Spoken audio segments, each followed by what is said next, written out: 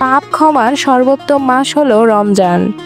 রমজানের দিনগুলোতে আমরা যদি একান্তই আল্লাহর জন্য রোজা রাখি এবং নিজেদের দোষ ত্রুটির ক্ষমা চাই, তাহলে আল্লাহ আমাদের ক্ষমা করবেন এবং অতীতের সব গুনাহও মাফ করবেন। আল্লাহ রাব্বুল আলামিন কোরআন মাজিদে ইরশাদ করেন, আর তিনিই তার বান্দাদের তওবা কবুল করেন এবং পাপগুলো ক্ষমা করে দেন। সূরা আশ-শূরা আয়াত 15।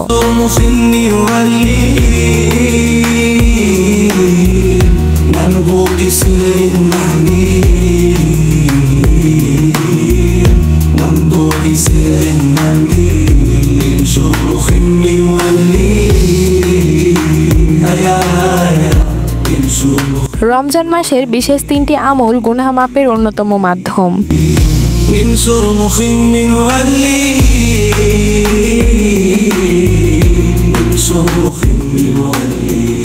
1. ফরজ রোজা।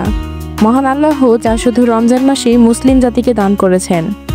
রাসূলুল্লাহ সাল্লাল্লাহু আলাইহি ওয়াসাল্লাম বলেছেন যে ব্যক্তি ঈমান ও বিশ্বাসের সঙ্গে এবং সওয়াবের আশা রেখে রমজানে রোজা রাখে, তার পূর্বেকার পাপ রাশি মাফ হয়ে যায়। বুখারী হাদিস নম্বর 35। 2.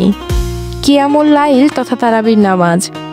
রাসূলুল্লাহ সাল্লাল্লাহু আলাইহি ওয়াসাল্লাম বলেছেন, যে ব্যক্তি ঈমান ও বিশ্বাসের সঙ্গে এবং সওয়াবের আশা রেখে তারাবির নামাজ আদায় করবে, তার পূর্বেকার পাপ রাশি মাফ হয়ে যাবে।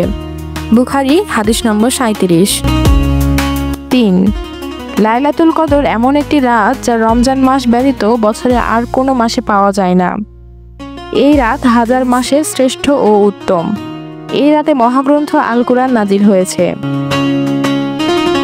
আবু হুরায়রা রাদিয়াল্লাহু তাআলা আনহু থেকে বর্ণিত, রাসূলুল্লাহ সাল্লাল্লাহু আলাইহি ওয়াসাল্লাম বলেছেন, যে ব্যক্তি শবে কদরে কিয়ামুল লাইল করবে, ঈমান ও ইহতিসাবের সঙ্গে আল্লাহ পাক তার অতীতের গুনাহ মাফ করে দেবেন। বুখারী হাদিস নম্বর 2014। পবিত্র রমজানে বিশেষ বিশেষ মুহূর্তে বান্দার দোয়া কবুল হয়, যেমন ইফতারের আগ মুহূর্তে। এই সময়গুলোতে আল্লাহর কাছে বেশি বেশি প্রার্থনা করা এবং অতীত পাপের জন্য ক্ষমা প্রার্থনা করা আবশ্যক।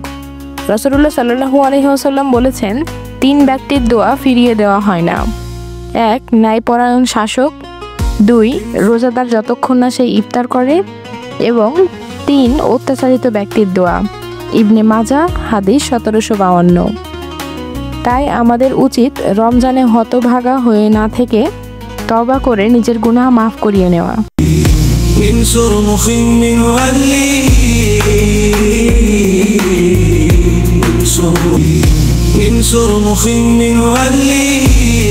এইরকম নিত্য নতুন তথ্যমূলক ভিডিও এবং গুরুত্বপূর্ণ আপডেট নিউজ দেখতে লাইক দিয়ে ফলো করুন আমাদের ফেসবুক পেজটি, সাবস্ক্রাইব করুন আমাদের ইউটিউব চ্যানেল দর্পণ দুনিয়া।